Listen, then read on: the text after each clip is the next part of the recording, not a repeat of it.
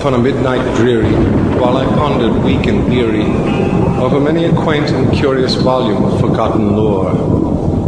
While I nodded, nearly napping, suddenly there came a tapping, as of someone gently rapping at my chamber door. "'Tis some visitor," I muttered, tapping at my chamber door. Only this, and nothing more.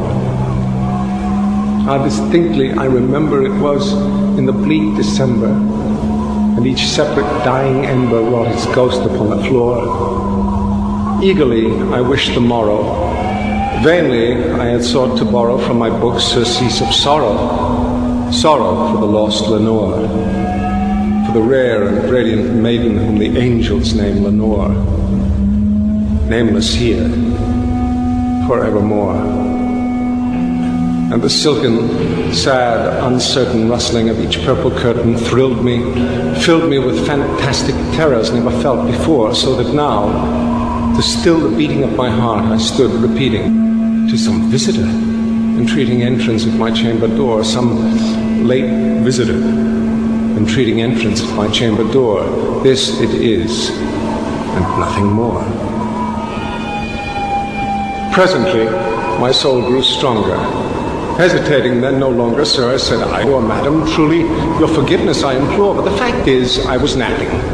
And so gently you came rapping, and so faintly you came tapping at my chamber door, that I scarce was sure I heard you.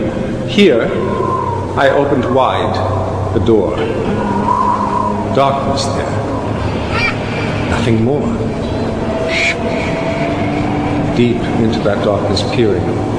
Long I stood there wondering, fearing, doubting, dreaming dreams no mortal ever dared to dream before, but silence was unbroken. The stillness gave no token, and the only word there spoken was the whispered word, "Lenore." This I whispered, and an echo murmured back the word, "Lenore." Merely this, nothing more.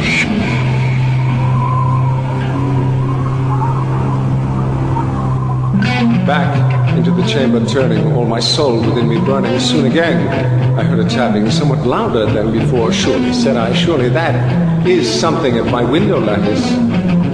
Let me see then what thereat is, and this mystery explore." But my heart is still a moment. This mystery explore, 'tis the wind, and nothing more. Open here I flung the shutter, when, with many a flirt and flutter, in there stepped a stately raven of the saintly days of yore. Not the least obeisance made he, not a minute stopped or stayed he, but with mien of lord or lady perched above my chamber door, perched upon a bust of Pallas, just above my chamber door, perched and sat, and nothing more. Then this ebony bird beguiling my sad fancy into smiling, by the grave and stirred decorum of the countenance it wore. "Though thy crest be shorn and shaven, thou," I said, "art sure no craven, ghastly, grim, and ancient raven, wandering from the nightly shore. Tell me what thy lordly name is on the night's Plutonian shore." Quoth the raven, "Nevermore." Much I marvel this ungainly fowl to hear discourse so plainly, though its answer little meaning, little relevancy bore, for we cannot help agreeing that no living human being ever yet was blessed with seeing bird above his chamber door, bird or beast, upon the sculptured bust, upon his chamber door, with such a name as Nevermore. But the raven, sitting lonely on the pallid bust, spoke only that one word, as if his soul in that one word he did outpour. Nothing farther than he uttered, not a feather than he fluttered, till I scarcely more than muttered, "Other friends have flown before. On the morrow he will leave me, as my hopes have flown before." Then the bird said, "Nevermore."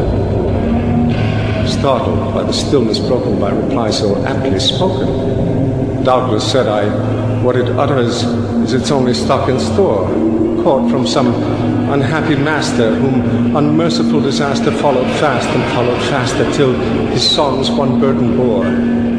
till the dirges of his hope, that melancholy burden bore of never, nevermore. But the raven, still beguiling all my fancy into smiling straight, I wheeled a cushioned seat in front of bird and bust and door. Then, upon the velvet sinking, I betook myself to linking fancy unto fancy, thinking what this ominous bird of yore, what this grim, ungainly, ghastly, gaunt, and ominous bird of yore meant in croaking nevermore. This I sat engaged in guessing, but no syllable expressing to the fowl whose fiery eyes now burned into my bosom's core. This and more I sat divining, with my head at ease reclining on the cushion's velvet lining that the lamplight gloated o'er, but whose velvet violet lining with the lamplight gloating o'er she shall press on evermore. Then methought the air grew denser, perfumed from an unseen censer swung by seraphim, whose footfalls tinkled on the tufted floor.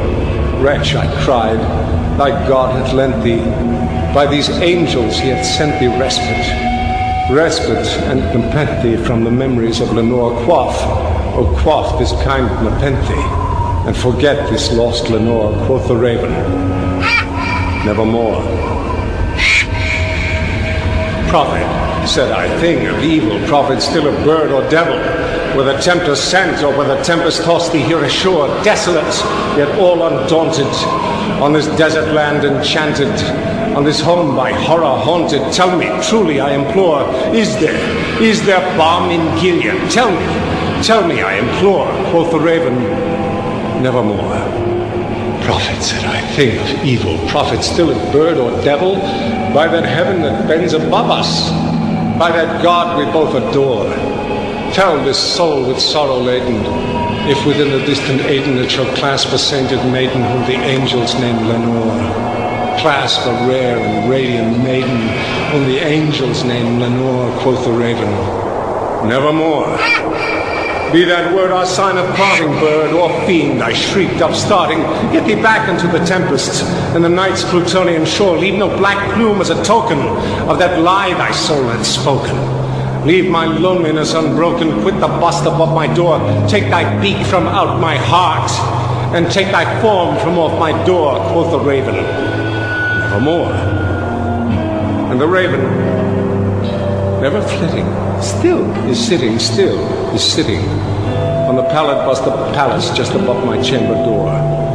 To his eyes of all the seeming of a demon's that is dreaming, and the lamplight o'er him streaming throws his shadow on the floor, and my soul from out that shadow that lies floating on the floor shall be lifted